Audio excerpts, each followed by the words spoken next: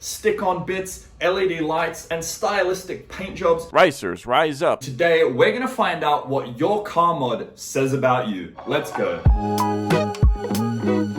Let's kick things off with lowered cars, otherwise known as slammed or bagged. These are cars that have been lowered to the point where they drag along the ground. If you have this kind of car, you have literally signed up for the most inconvenient automotive experience possible. You can't go over anything, driveways become mountains, and you tell every single passenger who rides in your car not to open the door because they will hit the gutter. Next, we have the people who only do performance mods. Now, this is fascinating, especially when it is to rubbish cars. You're either a track day enthusiast and love getting the most out of your car, or you love to show off what fancy, expensive race bits you've put on your daily commuter. The kinds of people I'm talking about are the kinds who fit quick release steering wheels, ridiculous racing slicks, improved suspension, real performance mods. They're also usually broke or have a trust fund and have modified their Audi. Next, we have style-only mods. If you're only modifying your car with stick-on bits, LED lights, and stylistic paint jobs, Racers, rise up. Signal everyone with your color-changing headlights. you're the kind of person who doesn't care about performance, you care about how the car looks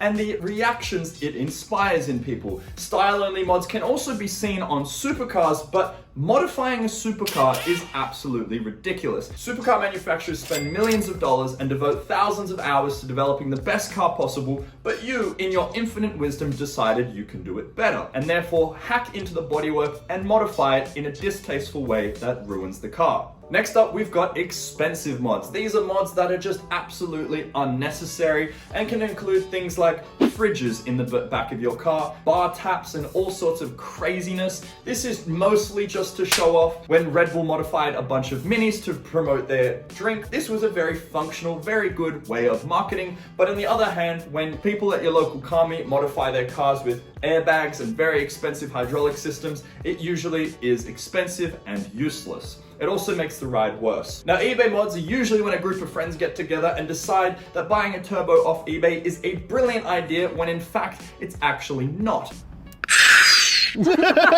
More often than not, your car will explode as a result of the boost pressure coming from that turbo, and or the turbo will give out itself.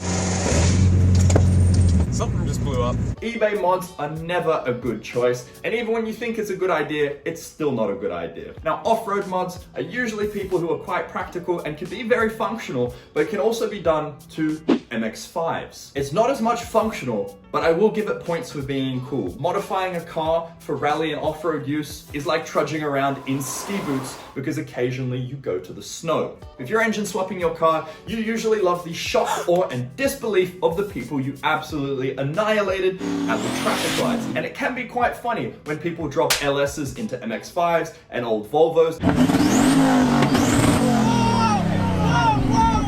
Engine swapping a car is usually not cheap. Oftentimes it's more of a headache than what it's actually worth. Next up, we've got people who like to flash tune or chip tune their cars. Now, this is a double-edged sword when it comes to modifying a car, because sometimes it can improve fuel economy and actually be a good idea, but more often than not, it is a bad idea. As I've said before, manufacturers spend a lot of time, effort, and money developing the best car for you with the most reliable fuel map. Getting in there with your computer and messing with it can be a great way to take your car from awesome to kablammo and blow up. Last but not least, we have people who don't modify their cars. Now, these people are generally sensible. They like to keep their factory warranty intact. They like resale value when they sell their car, or they're people who appreciate the cars for what they are. Standard. And I believe that OEM mods can be a really great way to make it look a bit more interesting, whether it's wheels or factory body kit options and things like that. But if you're intentionally going out and modifying your car, yes, it makes you unique. Yes, you might enjoy doing it. And if you want to LS swap something and make it into a ridiculous drag monster, I'm all for it. I think it is wonderful, but obviously you know that car will never be the same again.